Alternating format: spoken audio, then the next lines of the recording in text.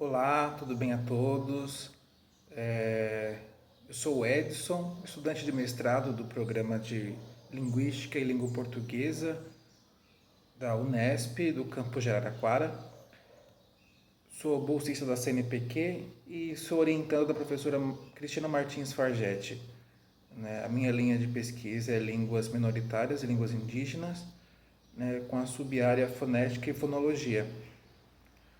O meu trabalho é uma análise fonética e fonológica da língua indígena Quipeá. Né? Sou formado em filosofia pela UFSCar e estou me adentrando agora na linguística. Então, estou cumprindo uma dupla função, que é a de conhecer a linguística e, ao mesmo tempo, fazer pesquisa em linguística. Né?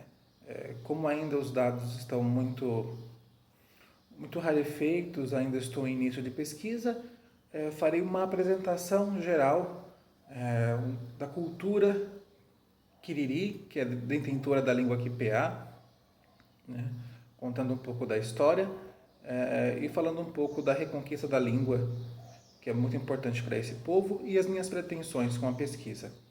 Né. Todos nós sabemos que o Brasil é tido como monolíngue por muitos que estão ao nosso redor, né? Pais, mães, irmãos, né? Mas se você se aproximar mais, estudar mais, aumentar a sua compreensão, né? Perceberemos que em nosso território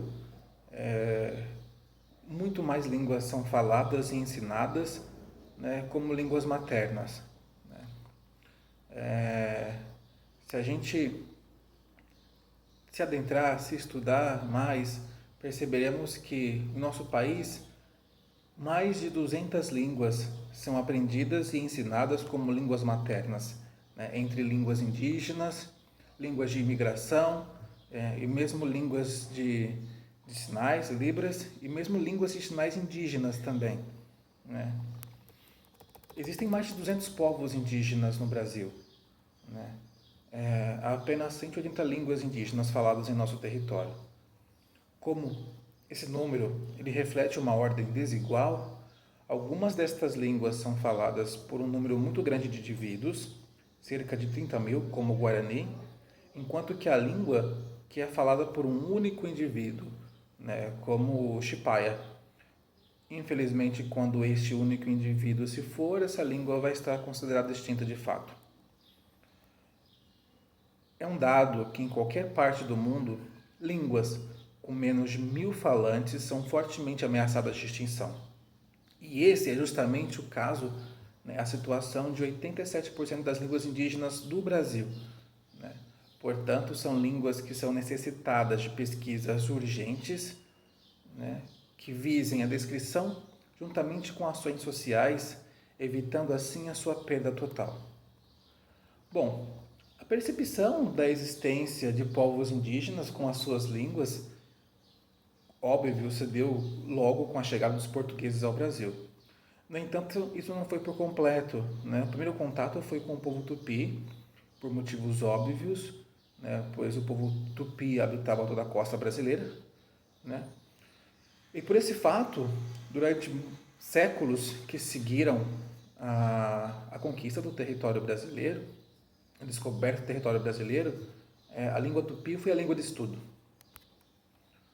Os materiais estudos à época, né, que foram elaborados tinham como referência somente a catequese, não tinham como referência a língua indígena, né, como foco, como centro, né, já que quem transcrevia, né, essas línguas eram majoritariamente missionários jesuítas. Né? Então, os manuais, nessa época, transcreviam o Abnenga, né, que era considerado como uma língua boa, a língua de fala, né?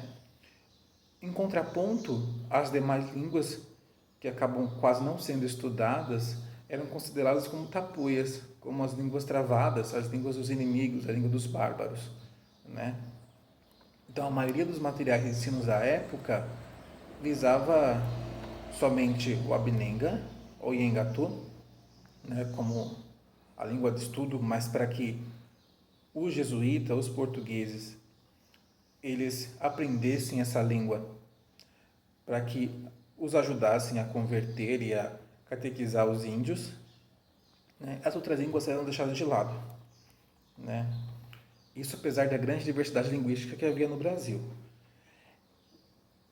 Essa exclusividade da língua tupi enquanto língua de estudo só foi rompida após o século XX, quando vários viajantes e expedicionários, não linguistas ainda, chegaram ao Brasil para estudar fauna, flora, né? E foram adentrando, conhecendo outras etnias e colhendo seus vocabulários, né?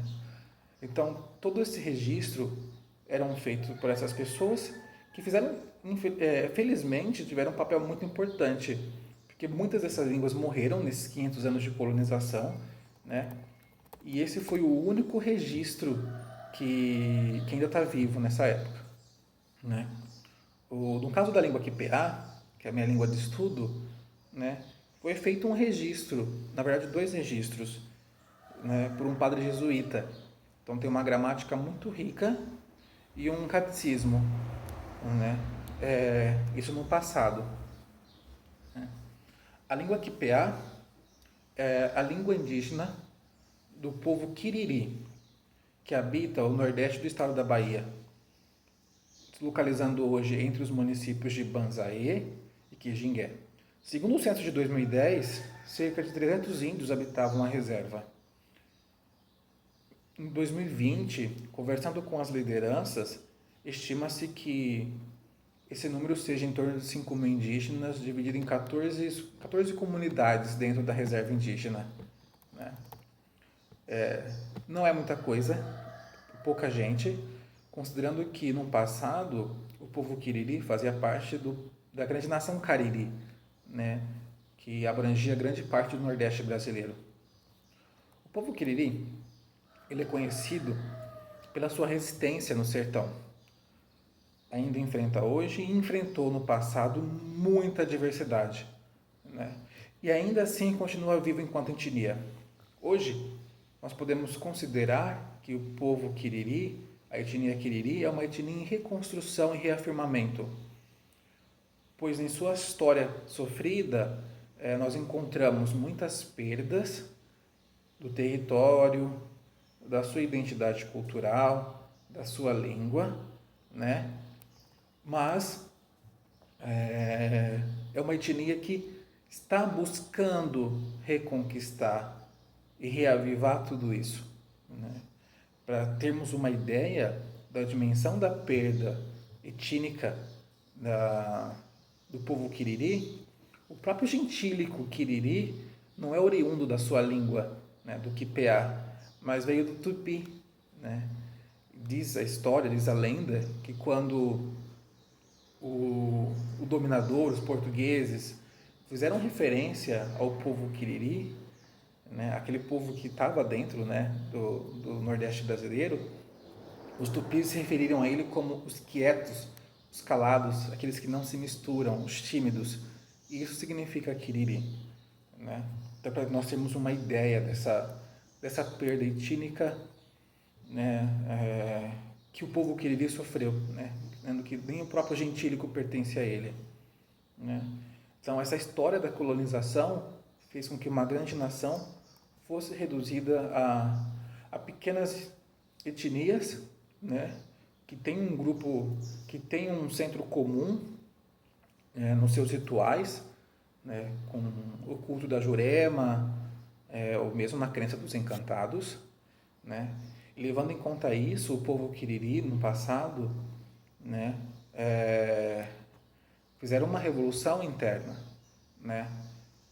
Expulsaram da sua reserva indígena os não indígenas e, junto com essas outras etnias que compartilhavam a mesma cultura, eles reaprenderam os seus rituais, né? Reaprenderam a importância dos encantos, né? E a partir daí, então, com a terra reconquistada, né, com a cultura, né, reaprendida, né, com seus rituais e as suas crenças, eles estão agora com auxílio dos mais velhos, né, reavivando a língua quipeá. Se nós chegarmos mais próximos e compararmos alguns registros desse padre jesuíta, né, Luiz Vincenzo Mamiani, com o que os mais velhos detêm da língua, nós podemos perceber uma proximidade do léxico, né? Então, ainda assim a mesma língua, né, mas que está em perigo de extinção, né? A língua cariri, a língua quiriri, a língua quipeá, ela pertence à família linguística cariri. Então existem mais 3 dialetos na qual a língua quipeá faz parte. Então camuru, sabujá e lizubuquá, né? Que também tiveram um mínimo de registro. Então existe também uma proximidade de léxico, né, e de estrutura da língua, né? Mas a língua indígena quipeá necessita de um estudo hoje, né?